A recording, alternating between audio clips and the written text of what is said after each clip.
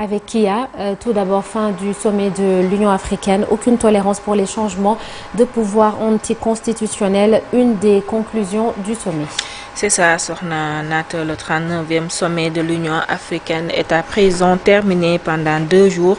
Les chefs d'État et de gouvernement de l'organisation panafricaine ont discuté des principales crises qui touchent le continent. Le président burundais Evariste Ndayishimiye, qui a pris à l'occasion de ce sommet la présidence tournante de l'Union africaine, et le président de la commission, le Djiboutien Mahmoud Ali Youssouf, en ont présenté ce dimanche 15 février les principales conclusions lors d'une conférence de presse finale. L'Union africaine n'aura aucune tolérance pour les changements de pouvoir anticonstitutionnels, a déclaré le président de la commission Mahmoud Ali Youssouf, alors que les généraux guinéens Mahamadou Doumbouya et le Gabonais Brice Clotaire Oligui Nguema ont participé à ce sommet et que des processus de transition sont en cours en Guinée-Bissau et à Madagascar, suivis par des envoyés spéciaux de l'Union européenne, l'Union africaine, autant pour moi.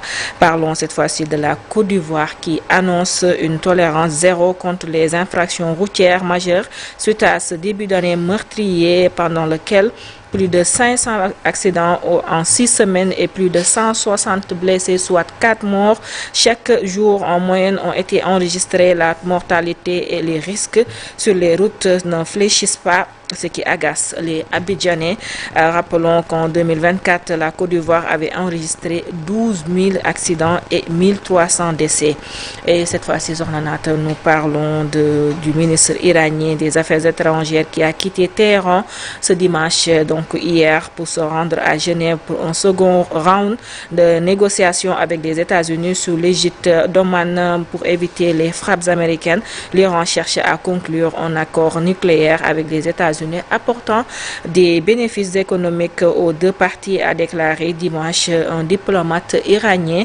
L'Iran a mis sur la table un paquet de contrats avec des compagnies américaines dans les secteurs pétroliers, gaziers et miniers, mais aussi l'achat d'avions commerciaux. Et on termine l'actualité internationale de ce jour par le premier ministre israélien Benjamin Netanyahu qui a appelé ce dimanche au démantèlement de la capacité d'enrichissement uranium de l'Iran lors d'une intervention devant la conférence des présidents d'organisations juives américaines. La première condition pour qu'un accord soit conclu entre les États-Unis et l'Iran et que le matériel enrichi doit quitter l'Iran, a déclaré Benjamin Netanyahu. C'était tout pour l'actualité internationale de ce jour, en attendant la version Wolof. C'est ça, et on te retrouve dans une vingtaine de minutes qui a pour cette version en Wolof. Justice, l'enquête sur la mort de l'étudiant Abdoulaye Ba. C'est le sujet de la chronique de ce lundi avec El Hadj Daoudemine dans la seconde partie de l'émission aux alentours de 8h25. Et notre invité ce matin, professeur Aboussi, il est psychiatre, médecin légiste, interview un peu avant 9h comme tous les matins. En attendant, la une des journaux parue ce lundi 16 février 2026.